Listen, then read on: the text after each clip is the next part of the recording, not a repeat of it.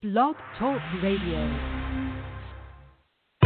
Hello, and welcome to Work Trends with Megan M. Biro. Whether you're here to network, learn, or share, we want you to have fun. During this live broadcast and Twitter chat, we'll discuss the future of work with smart and entertaining guests who value today's business and its impact on the world of work for the future. Stay tuned, because we start in 3, 2, 1.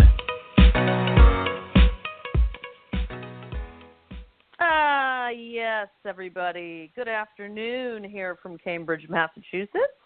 I am coming off of an amazing week last week in San Francisco and Sonoma. Woo! It was amazing. I'm just kind of getting back to reality. It's good to be here, though. You know, we've got some interesting stuff, right, here in the Work Trends universe. I want to welcome you to another informative Talent Culture Work Trends live podcast and Twitter chat. I want to thank my sponsors. I want to thank my friends, my community members, and give a special thank you to actually making all this possible and actually showing up, because I know these days getting people's attention is becoming more and more interesting, exciting, impossible, everything in between. I also want to say a shout out and thank you to last week's guest host, my buddy Tim McDonald, for stepping in and hosting a great event with our guest Elaine Orler. So listen, today's topic is absolutely fascinating. I want everybody to get their seatbelts on. Have you guys heard of the phrase cyberslacking? It's a relatively new one to me, actually, and I'm sure it is to many of you as well. We don't need to wonder too long, because today we're very fortunate to have a guest who can educate us on this concept and make us more informed on how we actually recognize it and manage it in the workplace. So it's much more than just using cyberslacking with a hashtag, which you guys know I love to do, right? I'm very excited to dig deeper into this discussion today with our special guest, William Keeper. I was telling him in the green room, he's the very first William Keeper I've ever met. I've never met anybody with the last name Keeper, so we were kind of excited about that. So listen, you may or may not have heard of William before. He's actually a very interesting person. He's a former chairman, CEO, president, and board member of 8 different public companies. He's been a busy guy. He's the founder and CEO of First Global Partners, and an award-winning and best-selling author of creative nonfiction books. His latest book is titled Cyber Crisis. It's personal now. It's going to be released actually like any moment. I think it's going to be released this month. He can talk to us more about that. Well, welcome, William. We're thrilled to have you here with us today. Let's get this party started. Well, thank you. I'm delighted to be here, and I thought that maybe since you just heard my name for the first time, you would say, "Will you keep her?" which is one of the things that comes up a lot. So really? Let's just get that out of the way. Yeah, that's Let's it. get it out of the way. And wow. There's places I can go with that, by the way, William. I'm not sure if you want me to go there, though. You know what I mean? I just hope you've got your wine hangover is passed by since your visit to wine country, right? It's good. It's alive and well because I got a bunch of wine shipped. So I had my first bottle last evening with dinner, and right. I'll be sending everybody an update on what that bottle is a little later on in the Instagrams and the Facebooks and the Twitters. So listen, William, tell us a little bit more about you. I mean, this is such an interesting topic. I mean, tell us just, more about the human side of William. William, where are you from? Give us just the kind of long and short on William, and then we can dig certainly deeper into this whole big bad cyberslacking topic. Okay. Well, I was born and raised in my youth in the Midwest, so I have taken the Midwest so-called work ethic with me for a long time. But I lived in the West, in California and Arizona and Nevada for most of my adult life. I started out after college. I went to law school and got religion about that a few years later and moved into business.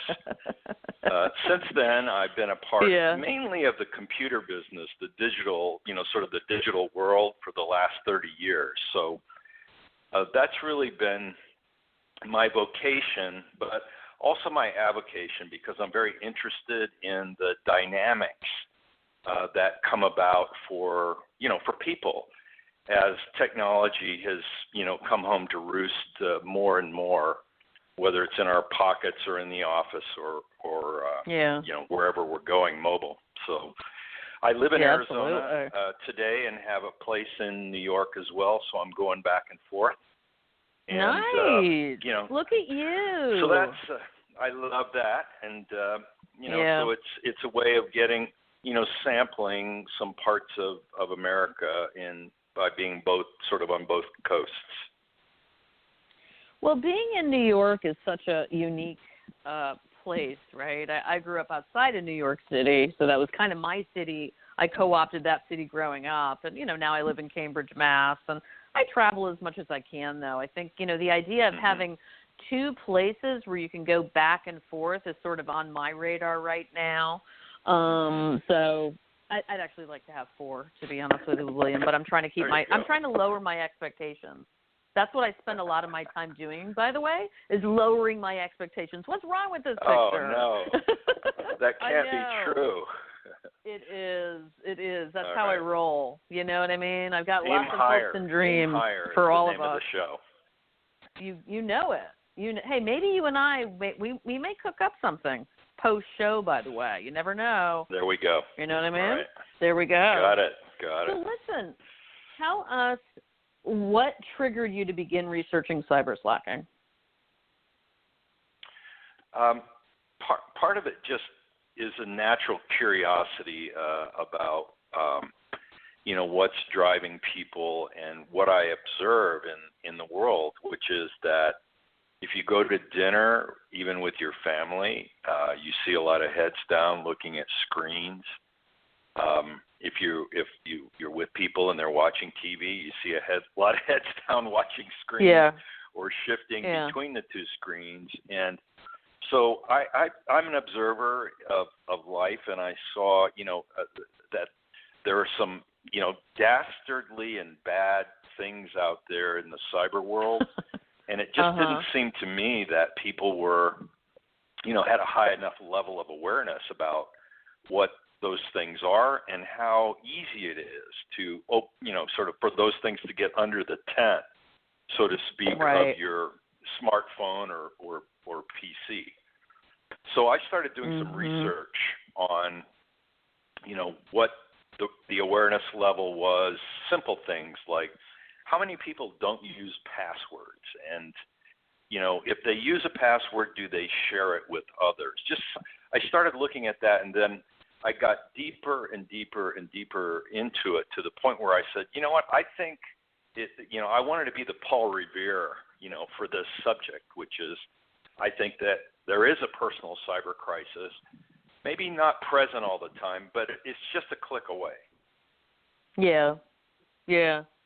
Well, a few years ago, some researchers discovered in a study of social media habits that when people are hyperconnected, they become more disengaged, depressed, and actually develop sleep disorders, right? So, I mean, as much as I'm pro-digital, right, and I love, digital, the whole idea of digital transformation, we're all constantly doing all these exciting things, there's another side to this. And I'm glad that, for me, it's kind of refreshing to have you here to talk about some of this. I mean, on that same note of, some of what we've discovered, if you really look deep into the research, what programs, if any, can companies implement to help employees to wean themselves from this state of hyperconnectivity? Because I do think that it's happening in the workplace as well as outside of the workplace right now, Yeah, there's no question about it. And it really does become a human resource and CEO, C-level executive issue in larger companies. It is so pervasive in our personal lives that there's just no question that it's not going to be checked at the door of the workplace. So, firstly, I guess I would say that it has to be strategic for the company, thinking about, how do we want to operate? What's the voice of our people in determining what policies there should be about, internet access and access to social media, and when and how and where can they do all of that. So I think it really does start at that level with, some attention to the policies that will enable people to know what's expected of them so they can deliver on that. And specifically, there are a lot of companies that are using software under the broad category of employee internet management software, EIM. And this is probably for larger companies the best tool because it's very flexible to, sort of follow through the policies if they're sort of lax policies, or they're in the middle, or they're firmer. So that's a great place to start, and there are a lot of those kinds of options out there at varying degrees of investment, if you want to say it that way. So that's how I would see it. Go ahead. Sure. And William, I just want to say something as you're unfolding this right now. We also have an issue with not being able to get employees to adopt to some of these technologies too, though. Yes, I hear you, but I think the reality is it's really difficult for a lot of companies to get employees to actually sign up for something like that. What's your experience with that? What's your angle? You're exactly right, and just because you need it or want it, because that's how the company makes money, meaning through having productive employees that are not off on their own agendas.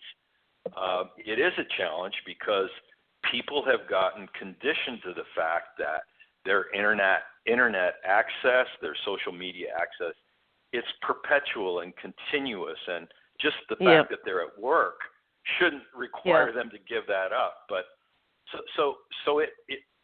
it's interesting because it's become an issue where dialogue is important, and it can't just be a cram down by management on what that looks like, right? Because people are independent. Millennials are independent, and they've grown up with this technology, and you're not going to pry it loose from them.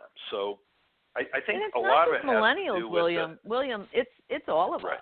It's not just millennials. Mm-hmm. It's Gen Xers. It's baby boomers. It's Gen Z. If we want to get categorical on everybody right now, right?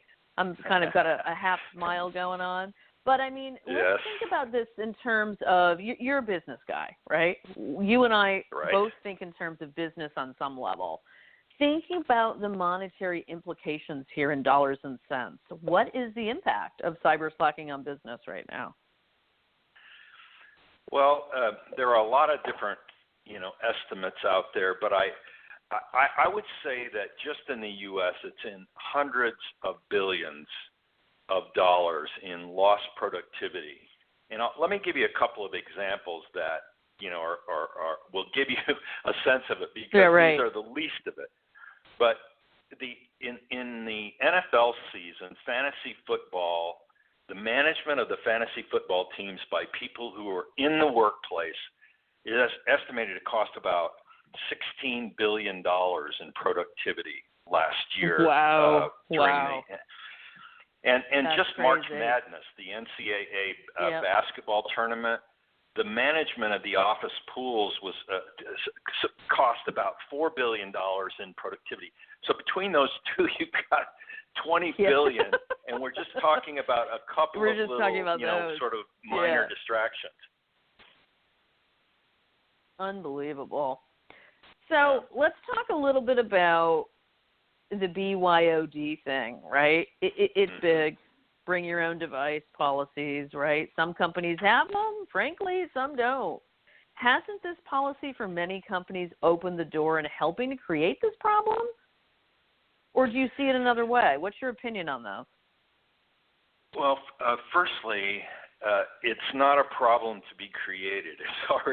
It already exists big time, because I dare say there's anybody on the call today, the show, that doesn't take their personal device with them everywhere they go, and that includes work. So the real question is whether a company just wants to acknowledge that and say, fine, you can bring your personal device to work, but we want you to put it in a drawer. We're going to let you use the company's system for internet access so that you don't have to be going back and forth, and by the way, just quietly whisper so we can monitor what you're doing, and then great. have the employee have access to it. Right? Yeah, right? But okay. but I know. That's a tough sell, my friend. That is a tough sell. You know what? Here's the problem. That what you really are doing is you're saying to the employee, look, we need you to be productive. That's why you're here. We know you need access to your stuff. You can't go, a full day or a full morning without accessing your stuff online. But we can accommodate both. But, you are here to, contribute. Mm-hmm. We're paying you to be here. So we have expectations. Right. We have expectations. Right. And, you really need to listen. But I do think that, and I'm sure everybody on listening to the show would say, yeah, but it really does have to be a dialogue today. Cram downs in a lot of policies in companies today just don't work. It's just uncool, right? From a employer branding perspective, from where, one of the topics that, I'm very interested in and passionate about, that is, I'm sorry, but that's a tough sell. So I like the idea of creating a dialogue. And the reality is, on the other side of it, from a business owner standpoint, people are there to work. There's got to be some level of line in the sand here somewhere, very interesting. So listen, I have a theory about something, and I want to hear your thoughts on this. Why do people have this almost obsessive need with being hyper-connected, at all times? And I'm not talking about 8 to 9 in the morning and then 3 to 4 and then 7 to 8 in the evening. I'm talking about the persistent, pervasive need for some people to be engaging, to be interacting. Talk to me about that. Well, the device, let's just talk about the smartphone as the center of, or the heartbeat of the internet for most people. The smartphone has a lot of integration of the things that are needed to manage our life, including, addresses, internet access, apps that we use to manage our life, our friends, our work contacts, et cetera, a camera, music, et cetera. So when you consolidated that many things into that device, it becomes automatically central to what you're doing. And I think that also people have become so sort of behaviorally modified to get the dings and the rings and the beeps and the texts and the messages and all that, and it's sort of like Pavlov's dog. The bell rings and you reach for your smartphone, and the fact is that people, in the average smartphone user in the U.S. is reaching for their phone 1,500 times a week, and that's average, which means grandma is probably only reaching for it a few times a day, maybe.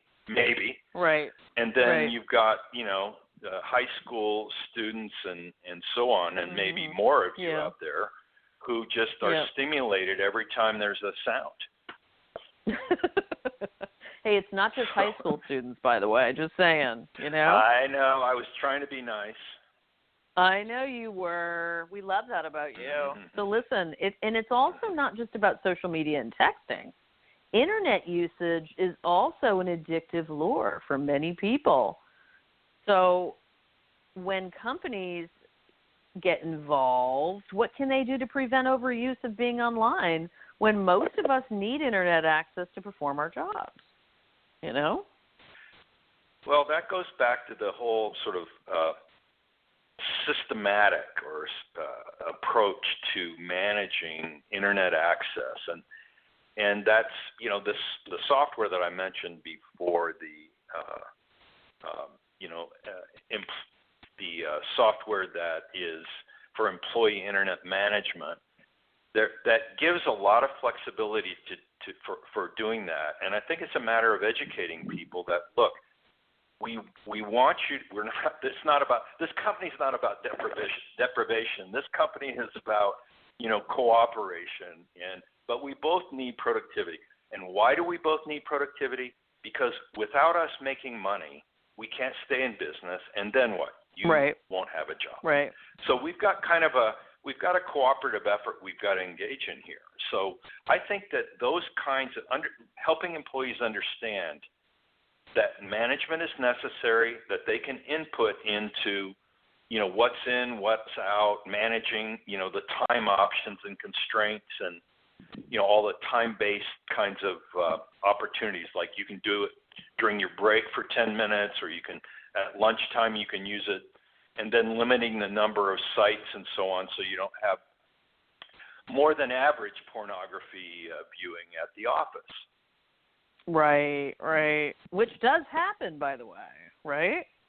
That happens. Well, I'm sorry I have all this data and information in my head, but 70% of larger companies have said that they have had, people access or attempt to access pornography sites during the workday. Yep.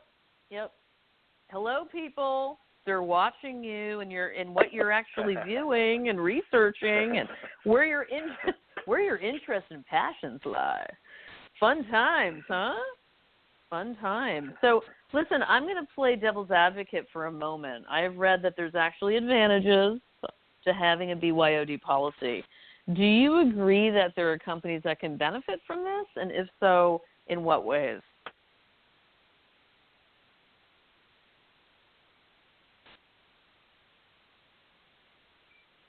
You there? William, are you cyberslacking? I lost you temporarily. If I can call back in if you think that's smart. I've got 5 bars. I want everybody to know, but if not, I can call back technology. No worries. Yeah. Let's hang. Okay, So, all right. You want me to repeat? Did you hear part of that? I was just talking about the idea that, there's advantages to having a BYO policy. And do you agree that there's companies that can benefit from this? And if so, in what ways? Well, I think that it's necessary to have that policy today because it's not like it's like the elephant in the room and not something that about which people aren't aware. So I think that having a BYOD policy is actually crucial. And it's not just large businesses. I think that small businesses, even entrepreneurs, need to, let people know what's expected of them and what's okay and what isn't okay about making phone calls or other distractions. That there should be let's call it a distraction policy, so that everybody knows what's expected. The distraction policy. I love it. I've never heard that before, William. A distraction. Are companies actually using? You just came up with that now. Now, are companies actually using that? Or maybe we're actually making this not that I know the of, moment. But I'm writing it down so that maybe I can copyright that term or something, So it's too late.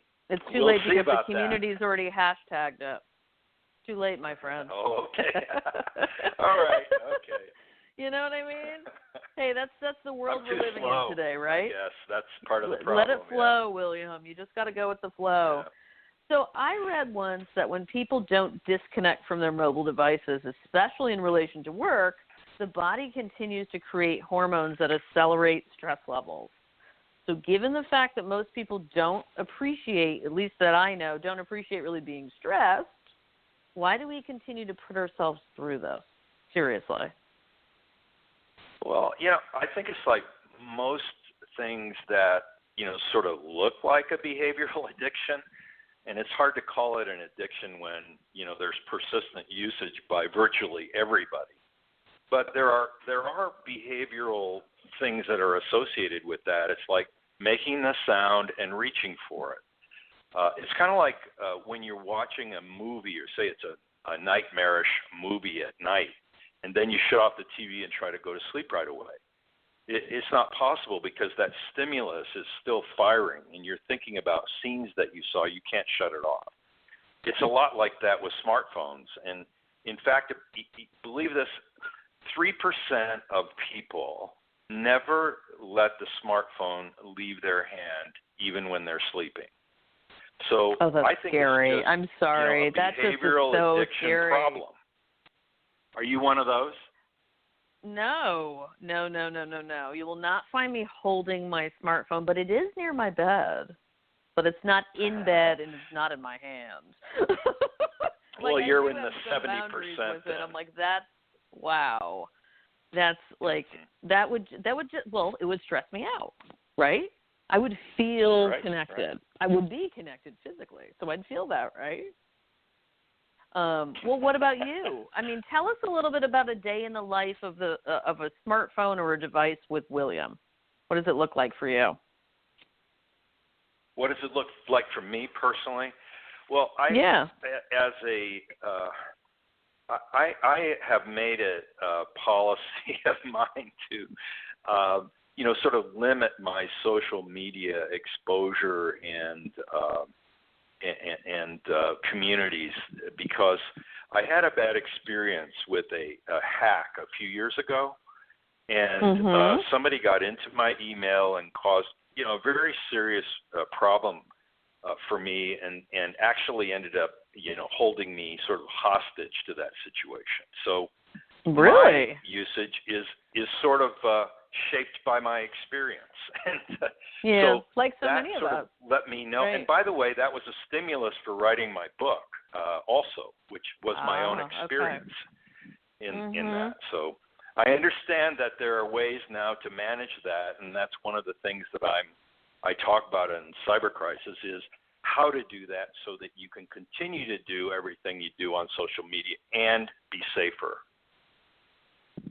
So listen, we're down to about 3 more minutes left, but I want to cover a couple of more topics with you briefly here. Thinking big picture about something concerning with having a BOD workplace, what type of security issues do companies face by having this type of a policy? And how do people safeguard themselves from fraud, theft, and legal situations on this note? The issue of security, especially in the context of a business of any kind, is huge. Because once people are into a network, whether it's a work network or a home network using Wi-Fi and a router and so on, they're in for all purposes. And so the IT department or the person managing the network in a smaller business, or even people with their smartphones, all have to have an awareness of the fact that security software exists for a reason, and that there are a lot of tools that are readily available to help you manage that.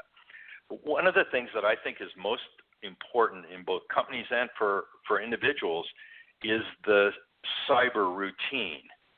And if I can just speak to that for a second, I think it's important that, it's like when you get up in the morning, you have a routine. When you start your car, you have a routine. I don't think a lot of us have gotten into a routine with our smartphones, and going online. We pick up the phone and or the smartphone and we get online as though nothing else is required. But, downloading updates right away, making sure you have a very unique password so that people, and you change it, is also important. And there are 4 or 5 things in that routine that can really take your risk of security, breaches or a personal cyber crisis down to a level that's very, very manageable and will keep you out of harm's way, almost all the time. Well, listen, William, I know that you have more to say, of course. We have more to listen and learn. Where can we learn more about you and your books?